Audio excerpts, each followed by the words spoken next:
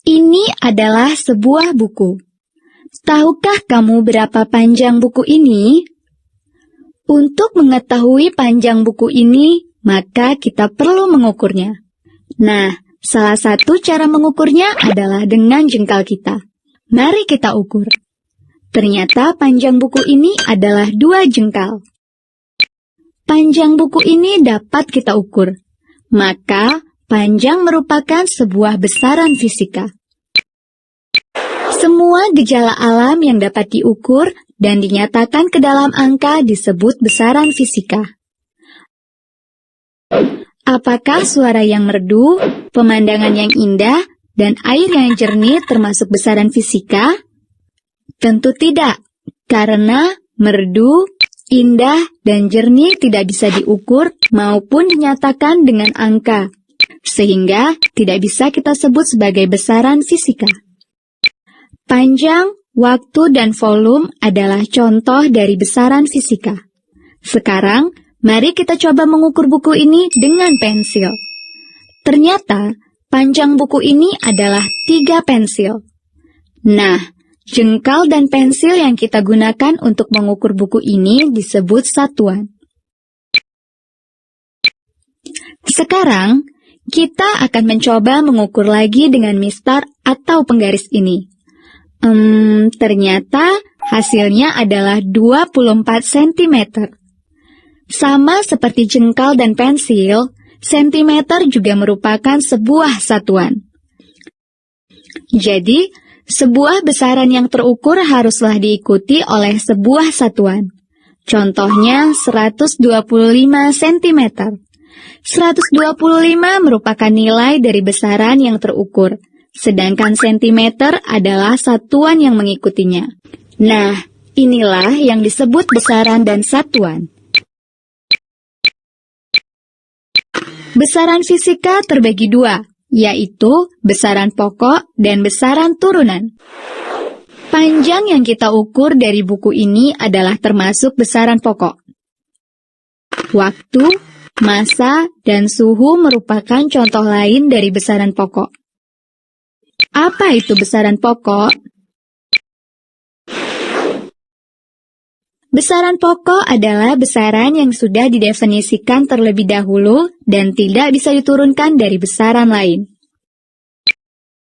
Nah, kemudian, apa pula yang disebut besaran turunan? Besaran turunan adalah besaran yang diturunkan dari satu atau lebih besaran pokok.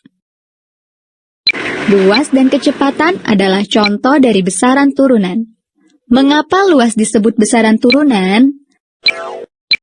Karena luas diturunkan dari satuan panjang. Contohnya seperti ini. Luas dari permukaan buku ini adalah panjang dikali dengan lebar. Panjang buku adalah 24 cm, dan kita kalikan dengan lebar buku ini yaitu 10 cm. Maka hasilnya adalah 240 cm kuadrat.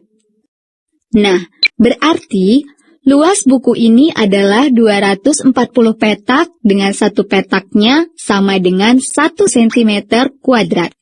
Lalu, apa arti angka 2 atau yang kita sebut kuadrat ini? Ini artinya adalah jumlah elemen yang kita kalikan, di mana kedua elemen luas tadi adalah 2 buah, yaitu panjang dan lebar. Sama halnya jika kita mengukur volume buku ini, yaitu panjang dikali dengan lebar dikali dengan tinggi. Dan karena terdapat 3 elemen pengalinya, maka hasilnya terdapat pangkat 3 atau kubik pada satuannya. Contoh lain dari besaran turunan adalah kecepatan, yang satuannya adalah meter per sekon. Kecepatan disebut besaran turunan karena kecepatan diturunkan dari satuan panjang dan satuan waktu, di mana meter merupakan satuan panjang dan sekon merupakan satuan waktu.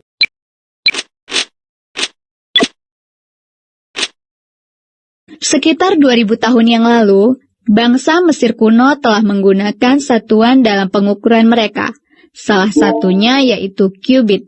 di mana panjangnya adalah dari siku tangan kita sampai jarak terjauh jari tengah kita atau sekitar 20 inci. Piramida di zaman tersebut dibangun dengan standar kubit ini loh. Pada zaman dahulu, manusia menggunakan berbagai benda untuk mengukur, seperti jam matahari, timbangan sederhana, dan jari kita. Di Eropa, ukuran dari kaki sang raja juga digunakan sebagai satuan ukur. Nah, dengan demikian maka satuan yang terukur akan sangat beragam, dan kita akan kesulitan jika mengkonversikannya. Seperti contohnya, jika kita mengukur buku ini dengan jengkal kamu dan dengan pensil. Berapa jengkalkah satu pensil? Susah bukan? Oleh karena itu, maka ditetapkanlah sebuah standar satuan baku untuk bisa dipakai di seluruh dunia yang disebut Sistem Internasional atau disingkat SI. Nah, ada 7 buah satuan dalam SI yang juga disebut satuan pokok. Mereka adalah meter, kilogram, sekon, kelvin, ampere, mol, dan kandela. Lalu, bagaimana dengan satuan-satuan yang lain selain satuan pokok ini? Satuan-satuan yang lain akan diturunkan dari satuan pokok ini.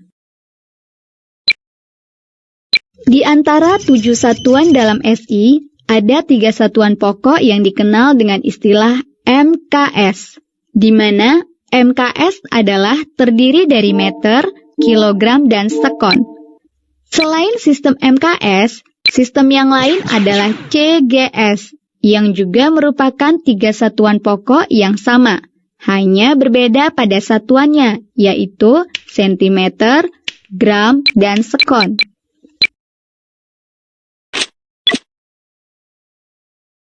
Standar panjang. Panjang pensil ini adalah 15 cm diukur dengan mistar. Nah, panjang merupakan besaran fisika yang mengukur jarak di antara 2 buah titik. Satuan dari panjang adalah meter. Nah, bagaimana jika kita mengukur panjang pensil ini dengan jengkalmu? Pasti hasilnya akan berbeda dengan hasil yang diukur dengan mistar, bukan? Supaya hasil ukur panjang bisa ditetapkan dan tidak berubah-ubah, maka ditetapkanlah sebuah standar panjang, di mana standar panjang tersebut mudah diperbanyak, panjangnya selalu tetap, tidak mengalami perubahan dalam kondisi apapun, dan dapat digunakan secara internasional.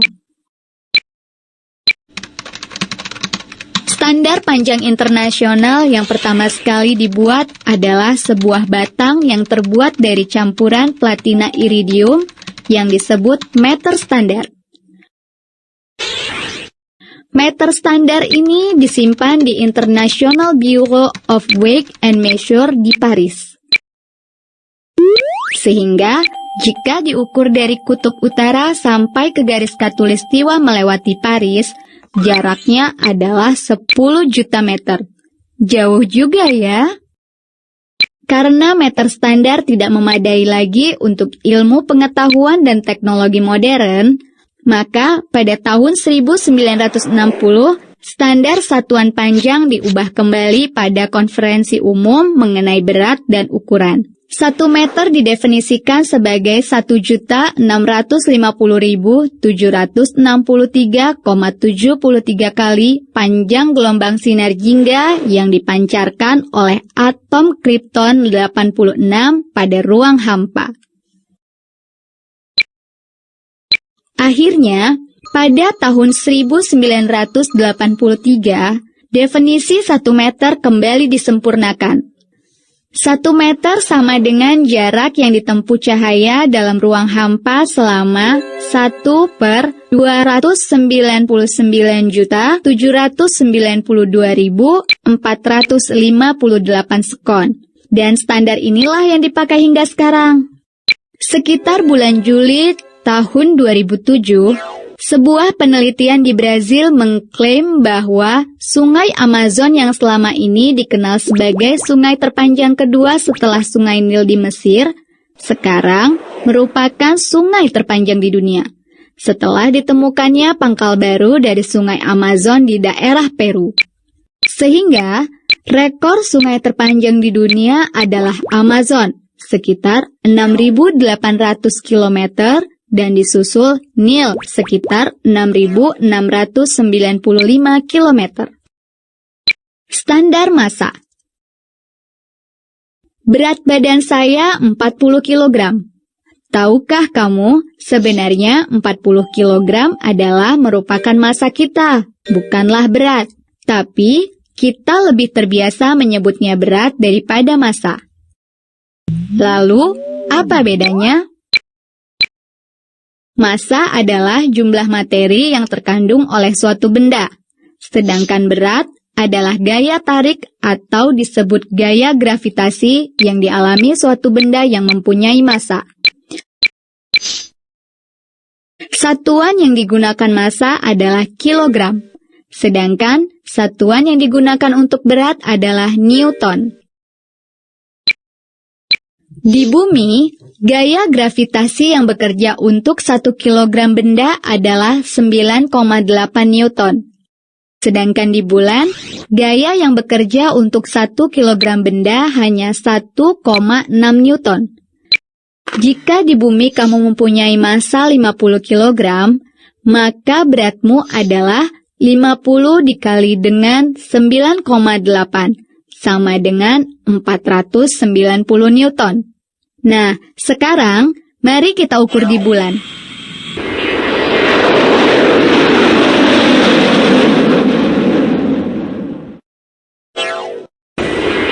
Dengan massa yang sama yaitu 50 kg, di bulan beratmu ternyata hanya 80 newton. Jadi, berat sebuah benda akan berbeda tergantung di mana benda itu diukurnya. Tetapi, massa benda tersebut tetap sama. Standar satuan untuk massa adalah kilogram.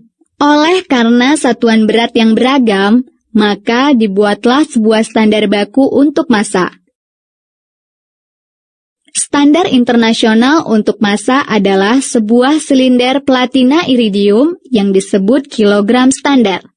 Kilogram standar ini disimpan di Lembaga Berat dan Ukuran Internasional Sèvres dekat Paris.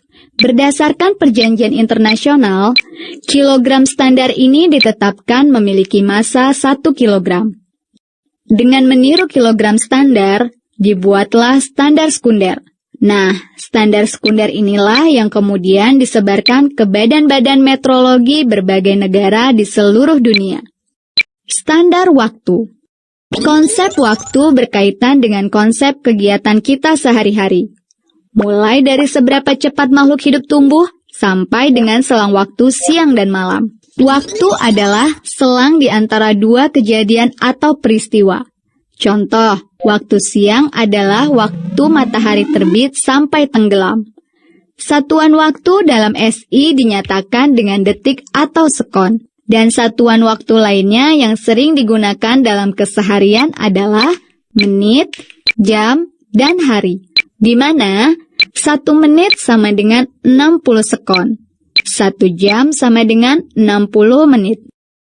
60 dikali 60 sekon sama dengan 3.600 sekon. 1 hari sama dengan 24 jam. 24 dikali 3.600 sekon sama dengan 86.400 sekon. Semua kejadian yang berulang secara teratur dapat digunakan untuk mengukur waktu. Sebagai contoh, detak jantung kita yang berulang secara teratur. Pengulangan kejadian pada bandul dan kemunculan matahari yang berulang dapat digunakan untuk mengukur waktu. Pada awalnya, orang menggunakan kejadian alam yang berulang, yaitu waktu putar bumi pada porosnya atau rotasi bumi. 1 kali rotasi bumi ditetapkan 1 hari, dan standar 1 hari inilah 1 sekon didefinisikan sebagai 1/86.400 hari. Namun, Waktu perputaran bumi dari tahun ke tahun berubah, sehingga ukuran detik menjadi tidak tepat. Pada zaman dahulu, alat pengukur yang digunakan adalah seperti jam matahari dan jam pasir. Sekitar tahun 870 Masehi, Raja Alfred dari Inggris menemukan sebuah cara untuk mengukur waktu, yaitu jam lilin. Sebuah lilin akan dibagi menjadi 4 bagian, sehingga jika lilin meleleh hingga batas tertentu, maka itulah selang waktu yang berikutnya. Akhirnya, setelah ditemukannya jam atom, pada tahun 1967, para ahli fisika menetapkan bahwa 1 sekon adalah selang waktu yang diperlukan oleh atom cesium-133 untuk melakukan getaran sebanyak 9.192.631.770 kali.